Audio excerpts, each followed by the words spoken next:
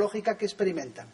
Utilizamos evidentemente en este caso no eran pacientes, eran sujetos control en un diseño ABA. Bien, aquí era lo que ocurría, es decir, con el programa reconocía lo que era determinado tipo de rasgos faciales y por tanto las emociones que estaba experimentando, se grababa la cara, se grababa también el momento del juego por el que deambulaba, las reacciones fisiológicas, el habla y todo ello estaba interactuando. Con lo cual nos daba un perfil de este tipo en donde había unas reacciones fisiológicas, este sería de un marcador, había otras variables dependientes fisiológicas con un vídeo y con un audio y teníamos que encontrar y encontrábamos las interacciones. Bien, estos eran los tres tipos de juegos que utilizamos desde mayor activación a menor activación. En un escenario estará la unidad, es la unidad de trastornos de la alimentación, en un escenario más o menos controlado en donde había una situación en un ambiente controlado. En este primer estudio piloto lo que observamos es que, como esperábamos, me sorprendió en Olaya, igual luego tendremos oportunidad de comentarlo, el que no hubiera esa activación esperable, ¿no? Pero que a lo mejor nos encontraremos también con esa situación. Es decir, pero en el caso de videojuegos estándar sí que lo vimos. Es decir, el videojuego de mayor acción suponía una mayor activación en los sujetos. Es decir, que el resto también, si comparábamos con baseline, sí que experimentaban un mayor cambio, pero especialmente el de acción suponía mucho mayor cambio. Y lo mismo ocurría en cuanto a saturación de oxígeno.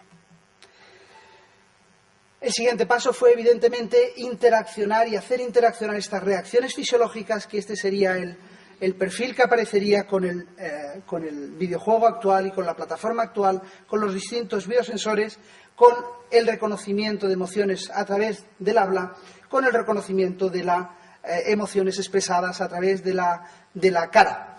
Como esto lo hacíamos no era fácil, no sé si habrá sido la mejor solución, pero utilizábamos un programa que se llama Field Trace, es decir, reproducíamos nuevamente la grabación de la interacción con el videojuego, se la reproducíamos a la persona inmediatamente después de haber jugado, con lo cual veía su cara, veía cómo deambulaba por el juego, y con este programa lo que hacía era, con el mouse, ponía el mouse en qué tipo de emociones están bipolarizadas, más o menos, ansiedad mayor, menor, neutra, y movía el mouse en función de cuál era su estado emocional según estaba viendo. Cada posición del mouse queda grabada automáticamente en el ordenador. Luego eso se puede asociar con las distintas reacciones que está experimentando a otros niveles. Es decir, teníamos que realizar, como pueden imaginarse, una serie, y como saben, porque están realizando muchos de ustedes también este tipo de investigaciones, interacciones entre parámetros que hasta ahora no estaban bien estudiados.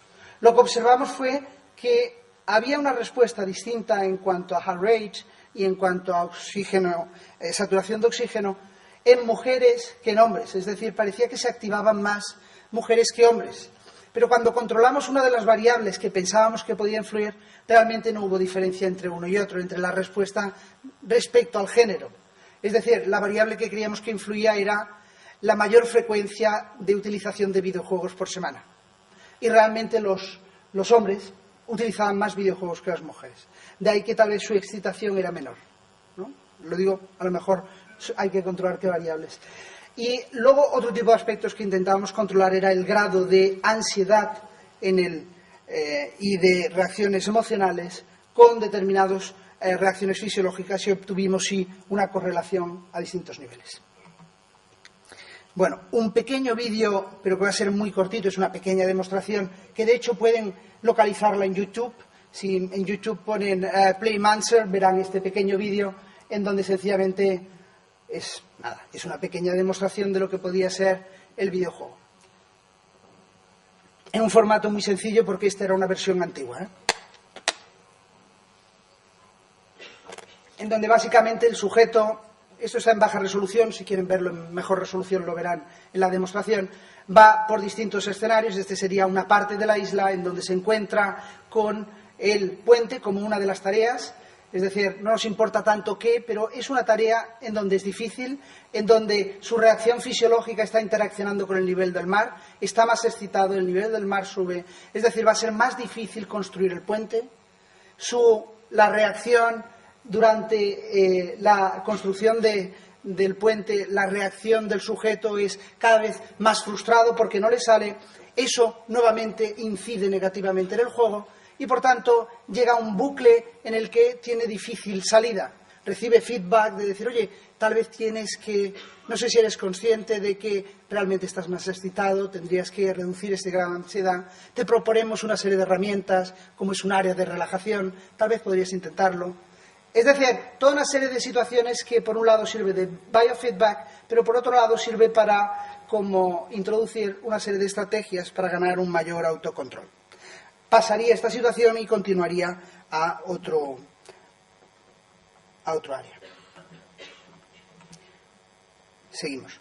Ya estoy a punto de acabar, es decir, esto sería ya el siguiente paso que hicimos, es decir, la interacción con el videojuego real, con los distintos biosensores, que como decía eran 5 variables dependientes. Lo que estamos ahora intentando realizar cuando comencemos ahora en febrero será básicamente intentar hacer un estudio cuasi experimental en el que tanto en trastornos de la alimentación como en jugadores patológicos utilizaremos 2 grupos, uno en el que realizarán el tratamiento tradicional, tratamiento individual de 16 sesiones, que se ha demostrado que es eficaz, y en otros haremos el mismo tratamiento más una sesión por semana del videojuego, que aproximadamente serán unos 45 minutos. No será un videojuego que se pueden llevar a casa, nosotros nos interesa controlar la situación. No queremos dejar de controlar cuánto tiempo le dedican, qué tipo de reacciones fisiológicas tienen, etcétera, y por tanto será realizado en el contexto del hospital de momento. Bien, este será un poco el diseño. Importante, y somos conscientes de que no lleguemos a esta situación en la que el niño le pregunta a la madre y la madre dice, no, a ti no te bajamos de la red, sino que tú naciste. Eso lo tendremos que tener en cuenta, ciertamente. Este sería el agradecimiento a todos los que han apoyado y están apoyando en este proyecto, tanto ICT de la European Union como distintos FIS, Agaur o Ciber del Carlos III, y agradecer especialmente al equipo. Gracias.